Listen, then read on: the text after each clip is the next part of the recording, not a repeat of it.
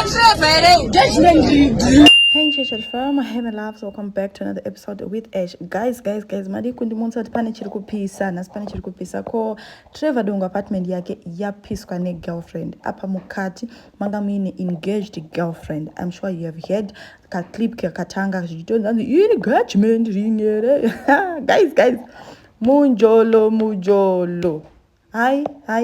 This is one of the craziest mujolo diaries. So the engaged girlfriend or the fiancé, then another girlfriend anonziwe prudent aba awuya ndoba apisa apartment yaTrevor Dongo because ndofunga anganzwa ukuthi there is an engagement taking on. And guys, that girl struggles kubva imomo vanhu but vamubatsira vamwe vachiti ibva ipapo taisirwa mattress kuti ajambe. Guys, this is so scary. Imagine you are the fiancé, how do you take it? And hanzi the other girlfriend which 3 ava asvika which panzi kokoti imba yababy yacho akati gani manyi kusvika kudai mukati munhu akaengejwa apisa ndiwake kuzoti auyawo achitiwo baby apisirwa hanzi ko watisingazive ko waanga ainaye Trevor wacho.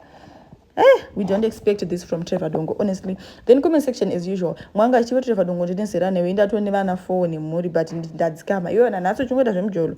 Yo. But please guys, insanda continue with this story. So smash the subscribe button, subscribe. And let me know what you think in the comment section, guys. What do you think about the whole story? What do you think? Imagine this apartment aisi yake. They're kurenda, guys, and most of these properties vanenge dzisiri insured. Chindudzei kuti zvantangira papi.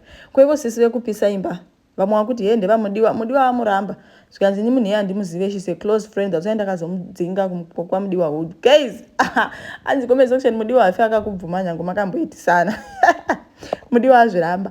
Saka ko ivo sisi vekupisa naimi achaita sei? Ava ndivo sisi vacho prudent. Muchaita sei naisisi hano mwe comment section. So ndiwo akwa decided just wake up uchimuka wa mujeri. And sometimes itinoitwa lero rinotishanda nongofunga kuti you're doing the best but wasova sober unozinoti ma1 iwo wakujeri vanhu vanongokontinya nekudanana. Sometimes we just need to control our emotions. It doesn't matter kuti how critical it is, you just need to control emotions, okay? So ndiva mukoma wedu Trevor Dongo nebhebhi ravo iri radai kupisa apartment yavo. Hane vanhu dai henyu madare henyu musina kupisa henyu mahard drive ane music, that's the house. And then musina henyu kupisa mahard drive ane music tisaredi tichinakidzwa. And I can't wait for the reply Trevor Dongo. And vanhu vabvaenda ku Facebook page ya this girl vamutuka anzi iwewe hure yowe apa yabva isa status yakanzi yezvo what ndizvo zvatiitika girl.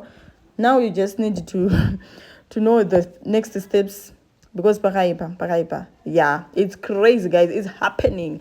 Thank you so much, guys, for watching. And this is the hottest. This is the girl, guys.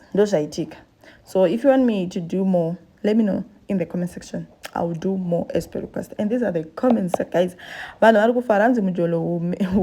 Who do something in your life if you are not careful. So please siyai mujolo ndapota hangu ndangomuka ndinzi wake up pane chiri kupisa chiri kubvira tiisirowo tikandirowo vanhu vazive zviri kuitika ndikati aiwa iko ndinodana ndichinzwa. I can do that for you. So guys, thank you for watching. Don't forget to subscribe, like and comment. Bye guys, see you again on my next video.